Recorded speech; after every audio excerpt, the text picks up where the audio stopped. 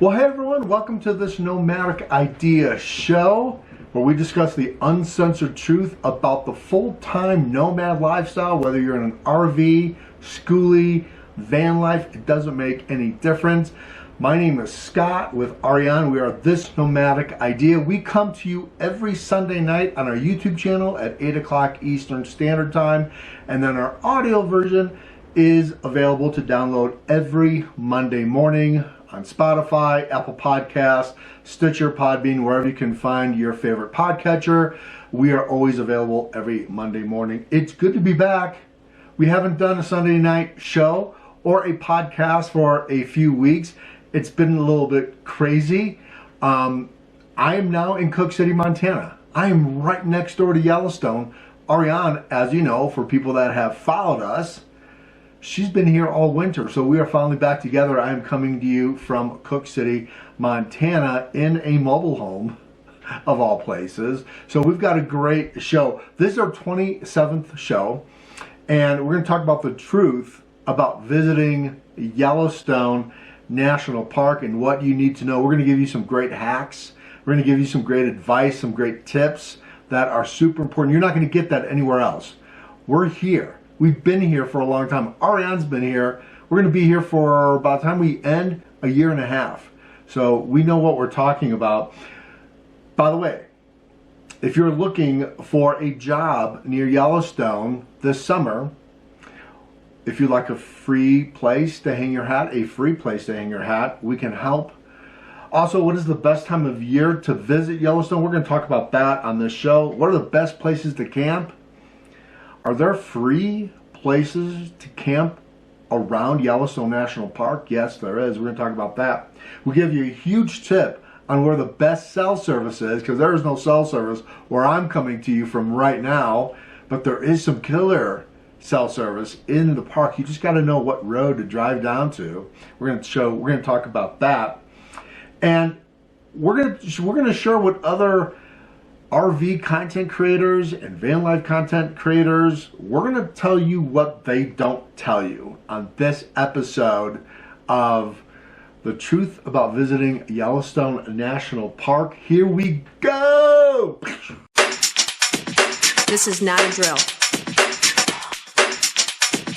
Repeat, this is not a drill. Shall we begin?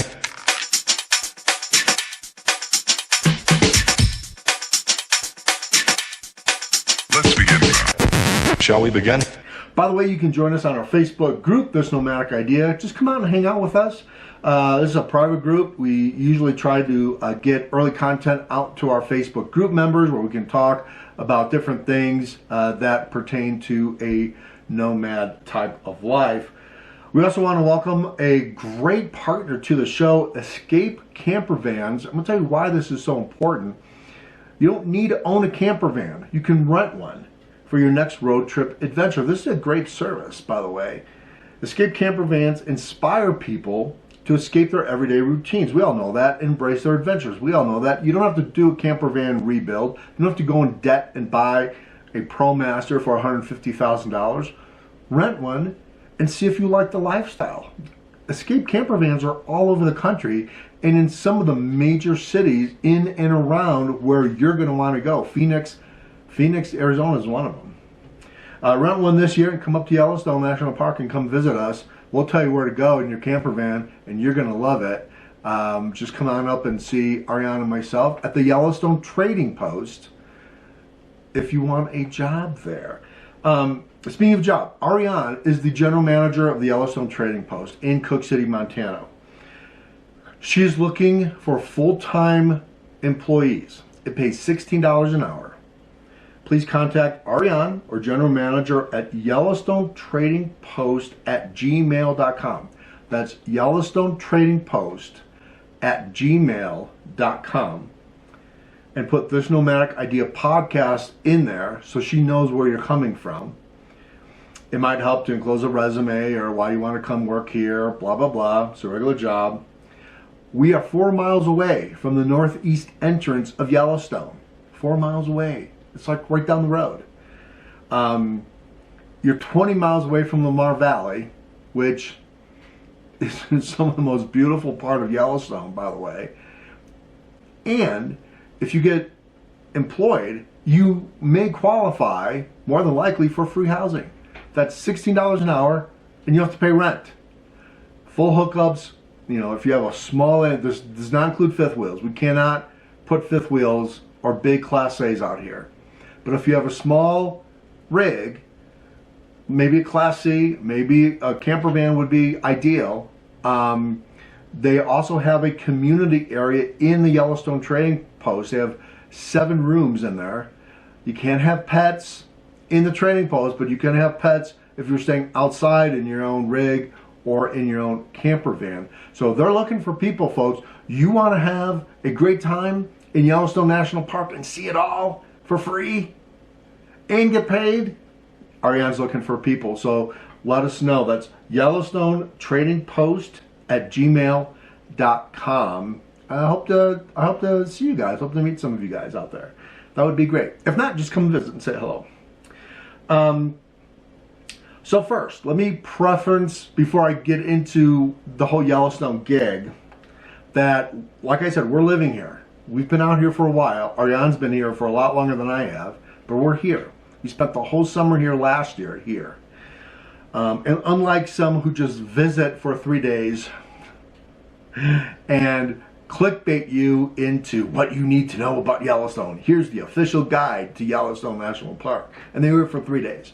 That's big with content creators out there. We're here to tell you that, yeah, okay, that's great, but we're gonna give you the real scoop. So we come with a little bit of credibility other than the 3-day visit to Yellowstone National Park, and those people think they're experts. So let's kind of get into this and what you need to know. First, and this is big, early bird gets the camp spot. If you're late or lazy, guys, into the game, forget it. Most of these campsites, as I'm doing this now, as I'm recording this now, they're all taken. But I'm telling you how to get around that. We're gonna tell you some hacks to get around that. Don't expect to get what you want if you're coming late in the game or you haven't had reservations. We're also going to cover that. Not to worry, but it's very crowded out here. So Yellowstone is they're doing away with the first come first serve. I'm going to tell you why, and I'm going to tell you a little bit about how to get around that. They've changed the reservation system. I'm going to tell you why they changed. I kind of went into this on our last episode, and I think I've talked about this before about why that's going away. We're the only show, and we're the only ones that have actually mentioned this on whether it's podcast, audio, or video. We're the only ones that have talked about this. Why it's going away. And so it has a lot to do with no-shows. And so we're going to talk about that. Yellowstone's got 12 campgrounds. They have 2,000 spots. Now, when you think about the 1.2 million visitors they had last year, 2,000 campsites, it's not a lot of campsites. I mean, statistically speaking, there's not a lot of room out here, although it's vast. Yellowstone National Park is 3,500 square miles big. So it's a huge place, but they don't have a lot of campsites. All sites can be reserved in advance. They have been practically already. Yellowstone National Park lodges take reservations for 5 of the main campgrounds. So they have 2 different reservation systems. They've got the Yellowstone Park Lodge reservation system. Now these are going to be for, you know, like the hotels. They do have hotels here. They have lodge. They call them lodges. They're hotels, lodges. And then they have the big campgrounds are in the same reservation system, like it's Canyon Village, Bridge Bay. Those big campgrounds are part of the Yellowstone Park Lodge reservation system. The other campgrounds are campgrounds. They don't offer amenities. They don't offer hookups. They're just a campground, okay? They're just campground. Those you can make on recreation.gov. Those campgrounds are like Pebble Creek, Slough Creek, the smaller ones, and those are, unfortunately, those are the campgrounds that have done away with the first come, first serve system. And we're going to go into that a little bit more into the show. Let's talk about why they did. I've talked about this a little bit before on our past shows, and you can reference that if you want to. The biggest problem with Yellowstone National Park in of itself, and this is throughout the National Park Service, not just Yellowstone, and this is one of the reasons why they're changing it, is because of no-shows. And I'm going to talk to you about how to get those. I'm going to talk about some alternative campgrounds on where you go. Again, no one else talks about this, but it's the no-shows that are killing everything. It's the no-shows.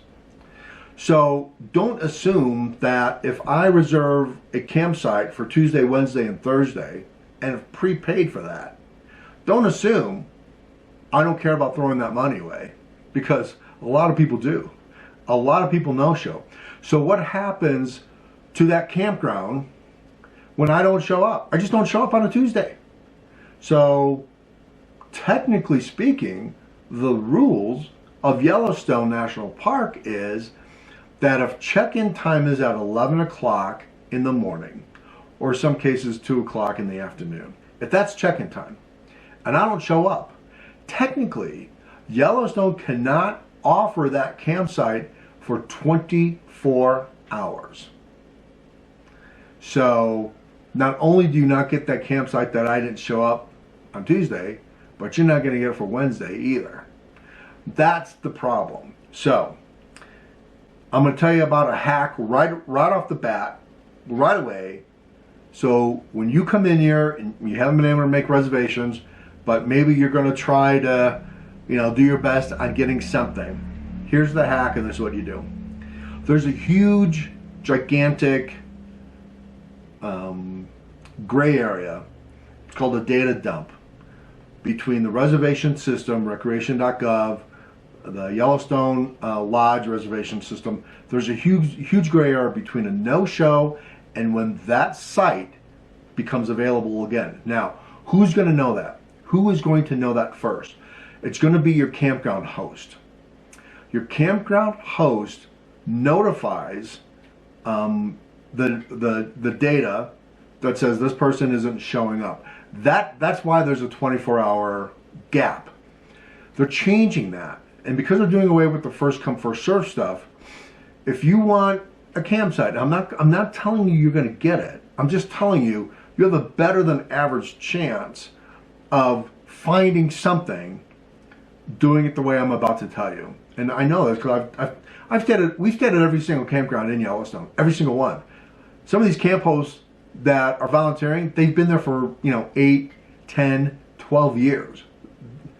So I'm going to tell you what they say. When you come in, you want to ask a campground host, you want to talk to them around 9 to 10 o'clock in the morning, okay, if they're there. Now, some campground hosts are there all the time, some are not. But the data seems to be available at around 10 o'clock in the morning when they get the no-show list, and they're going to say that spot number 6, nobody's going to be there for the next 2 days. That spot becomes available. That's when you want to grab that spot. You want to grab that spot before the camp host reports that into the, what I call it the data dump or recreation.gov or the reservation system. You want to talk to the camp host. If you're going to be in Yellowstone Park for any length of time, get to know the camp host. Talk to them. For the love of everything holy, be nice to them. Don't smart talk them.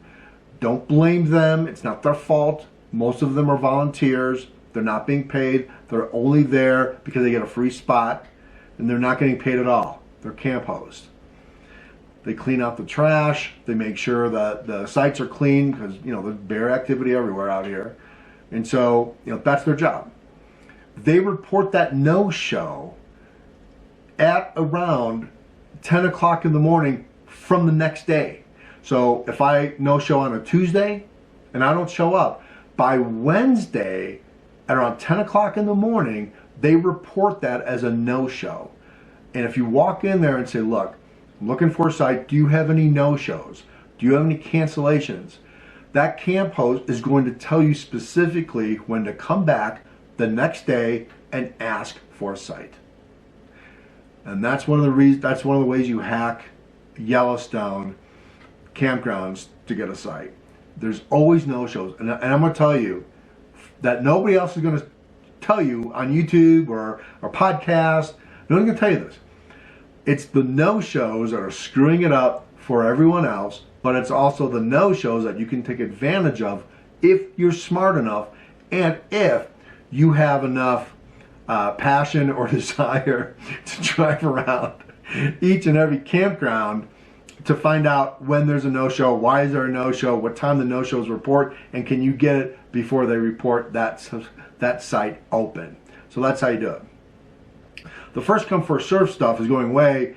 It's because of the no-shows, and it's because people were abusing the first come first serve. And so, you know, you abuse that system, they're going to change it and they're going to take it away, and that's exactly kind of what they've done. But it's the camp host, the volunteer camp host that you want to talk to. Be nice to them. Be nice. You're not going to get anything if you're rude, and there's a lot of rude people out here. Okay, campground alternatives. I'm going to go through this pretty quick and let you know exactly what the deal is with alternative campgrounds. There are vast amount of campgrounds in and around the park. You don't have to be in the park to enjoy Yellowstone. There's a ton of national forest campgrounds. There's actually some very nice free dispersed camping in and around Yellowstone also. But everyone's so obsessed with being in the park and getting reservations in the park because they want all their amenities. Well, you know, you want that, that's fine. That's great for you. No, you know, no problem. But 5 miles away, there's a beautiful national forest campsite a mile away from Cook City where you can get pizza, beer, you know, and all your amenities. You're a mile away from Cook City, and you're 5 miles away from the northeast entrance of Yellowstone. Let's talk about that. Campground alternatives. Plenty of national forest campgrounds. Just said Shoshone National Forest. Let's talk about them first. They are up from Cody, Wyoming. So if you're going to come up the east entrance of Yellowstone National Park and you are in Cody, Wyoming, one, they have a great KOA in Cody, Wyoming. I've stayed there. It's a great place. You can boondock, quite frankly, in and around Cody. You can even boondock and stay a night here or two in Cody. There's a couple places you want to check out the park, the village park, and there's some RV campgrounds in there also. But the KOA is really nice. On your way from Cody, out of Cody, through the east entrance, there's a state park. On the way, it's right on a huge lake. But the Shoshone National Forest is about 30 miles away, and there's all kinds of camping there. All kinds. You're talking about like $6 a night, $10 a night. One campground in particular does have free hookups. Does have hookups. And so they have electric and water. Most of the campgrounds around Shoshone do not, but there is one that does. I'll put a link below so you can kind of take a look at that. I'll put a link on the post. And that is usually, those are also reserved. But last summer, in the midst of all this overcrowding that was going on in Yellowstone, Ariane and I and another couple that we met, friends of ours, we just drove up and we got a spot. Just like that. No problem. In the middle of summer. Shoshone National Forest, on the east entrance, going up through the east entrance, there's a lot of camping out there. So go and check that out. Yeah, so I covered that. Okay, so coming from Billings, Montana, off of I-90, you can come down to Red Lodge. Red Lodge is a beautiful touristy town. They've got some of the best stores, some of the best taffy candy I've ever had. There's great taffy candy. And it's a cute little town. It's a much bigger town than Cook City, but it's a very touristy town. That is the start of the Beartooth Highway. That is the start of Highway 212. Beartooth Highway and 212 are the same road. So when you come through Billings and come through Red Lodge, when you start leaving Red Lodge, there's all kinds of camping out there. Again, all kinds of national forest campgrounds, and those are it's a beautiful area. They even have some free dispersed camping over, if you're going up the Beartooth Highway, the free dispersed camping is going to be on your right. And you're just going to have to look for them. They're just little roads. There's no camping signs, there's nothing, there's just a dirt road, but plenty of camping. We've been back there, we've seen RVs back there, we've seen fifth wheels back there. Why you pull a fifth wheel up Beartooth Mountain, I just don't know. Beartooth Mountain, you have to know, it's a limited of only 40 feet. Anything over 40 feet, you're going to be praying to the baby Jesus when you come down that mountain. So, watch that Beartooth Mountain Highway. But there's all kinds of free camping out there. You can go over Beartooth Highway and see some of the most picturesque, most beautiful scenery you'll ever see. It goes up to 11,000 feet.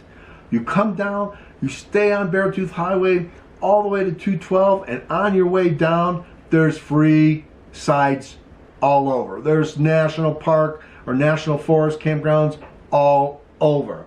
One of the things that one of the campgrounds is, it's free dispersed. It's called Pilot Creek Dispersed. I'm going to put a link on the post so you can click on that. It's on freecampsites.net. It's a beautiful area. You're right next to a river. I mean, it's really pretty and it's free. But besides that, if you keep going on 212 and you come into Cook City to the northeast entrance, which I recommend you do, there's two ways to get there: Cody and Red Lodge. You can only do that during the summertime. It's closed during the wintertime. Those national forest campgrounds are really nice. The one thing you have to remember about all these national forest campgrounds in and around Yellowstone is no tents allowed. No tents. Sorry. If you're a van lifer, or if you've got a mini like Class C or a small travel trailer, this is your gem. This is your wheelhouse. You are in grizzly bear country, and you don't want to be in a tent when a bear comes sniffing around. So, but there's a lot of campgrounds coming from Red Lodge, coming from Cody on Highway 212. Before you get to the intersection of the Chief Joseph Highway and the Beartooth, there's all kinds of dispersed camping up there along Beartooth Highway. So, you're high in elevation, be prepared. And we'll talk a little bit about some of the things you need to be prepared for. West entrance through the town of West Yellowstone. That's the most popular place to go. A lot of people think that's the cat's meow. There's some great camping alternatives, in and around there. But if you're going to camp or you're going to RV in West Yellowstone, get your checkbook out, get your credit card out. You'll be paying about $100 a night. So if you want to be packed up like a sardine in West Yellowstone, that's up to you. There are some alternatives in and around West Yellowstone. One of them is Henry's Lake. Now that's only 15 minutes away from West Yellowstone's entrance, and it's in Idaho. But Henry's Lake has all kinds of dispersed camping. It's a beautiful area. They do have an RV park way back there, but most of it's dispersed free camping, and it is a beautiful place. We spent there. We were about a week. We spent about a week there, and it was really, really pretty. So that's the west entrance. Of course, the north entrance is the oldest entrance, and that is coming out of Bozeman to Livingston, from Livingston to Gardner, which is the north entrance of Yellowstone. Now, there's RV parks in Gardner also, but again, it's a sardine type of situation. If you like throwing your money away, Gardner is an expensive town to stay in. So it's a small town, tourist town. You're gonna see a lot of elk there. If you want to see elk, go to Gardner. They're roaming around the town, all over the place in people's front yards. They're just all over. So kind of an amazing area to drive through Gardner to see the elk. So that's kind of like your entrances. That's where the free camping is in and around Yellowstone National Park without being in the park. And you're very close to all the entrances to get into the park. Go in. We recommend seeing the park in thirds, and we'll talk a little bit about that too. Okay, so the one thing you have to know about 2022 is that there's going to be construction. Now, Yellowstone National Park is kind of like a crazy 8 as far as the drive goes. Now, some of that's been closed. It was 2021 last year, the Tower Junction Road, that was closed. That supposedly is going to be open this spring, but all the construction is going to be on the south end of Yellowstone. That is going to be at West End, or I'm sorry, the south end going towards Teton National Park. And so beware of the construction. That's just going to slow things down even more for you. And so, but that's really, that's kind of like your big in and out of the Tetons. And there's really only one way to go once you get out of Yellowstone National Park. And by the way, just so you know, from the east entrance to the northeast entrance will take you 5-hour driving time. 5 hours. From Teton National Park, when you get into the official gate of Yellowstone National Park, to get all the way up to inside the park to where you can either turn right or left, depending on which way you want to go, that's going to take you at least 1 hour of driving time. I can't tell you how big Yellowstone National Park is, so be prepared. A lot of time you're going to be sitting in your car. So that's going to be construction. Throw away your Google Maps. They don't matter. In Yellowstone National Park, it's not about the mileage. It's about how long it takes you to get to point A to point B. And you'll understand that when you go through your first bison jam or someone stops and sees a black bear. You're going to be in traffic for a minute. So always take into account that's going to take you much longer to get from point A to point B in Yellowstone National Park than it will say as far as mileage. So if it says, hey, 15-minute drive, probably say 30 to 45-minute drive, just in case you get into a bison jam. And you never know. You never know when there's going to be a bison jam. There's been many times where I've driven through this whole park and I haven't seen a squirrel. There's other times I've driven through this park when I need to get someplace and there'll be one lonely bison that's straddling the middle of the road that just will not let you pass. And so, you know, buckle up, Buttercup. You're going to be in your car for a minute. So that's just the way Yellowstone is. The third thing that you really need to know, and this is the biggest, is that don't think you can see Yellowstone in a couple days. Like I said, it's 3,500 square miles. It's huge, vast. Parking can be a nightmare, especially when you go see the geysers. During the summertime, those parking lots fill up very quickly. We recommend seeing Yellowstone in thirds. West to south, possibly east to south, and then northeast coming back to Mammoth in one section. I think if you see it in thirds, you get to spend a lot of time in Lamar Valley. You get to see a lot of time through Yellowstone River and Yellowstone Little Grand Canyon, where all the waterfalls are. But if you see it in thirds, you're going to have a much better experience and you're going to be able to spend much more time seeing the things that you want to see and experience than trying to see it in 3 days. You're never going to see Yellowstone in 3 days. You're never going to see the whole thing.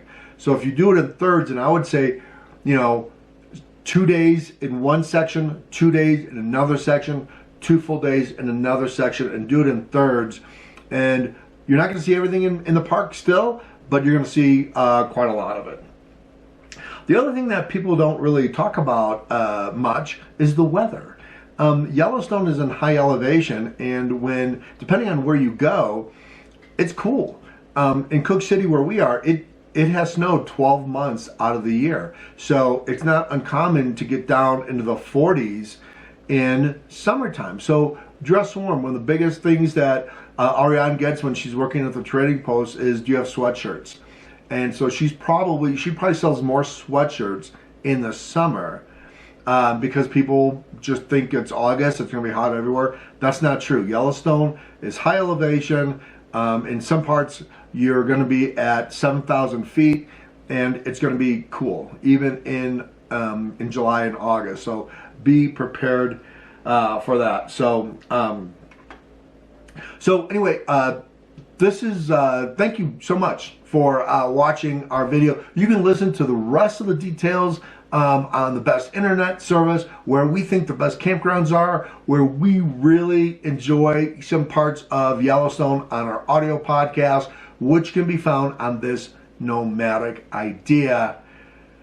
We're here in Cook City. We're here in Yellowstone. We love it. We'll see you next Sunday on the road or in Cook City, Montana. We'll see you guys later. Bye.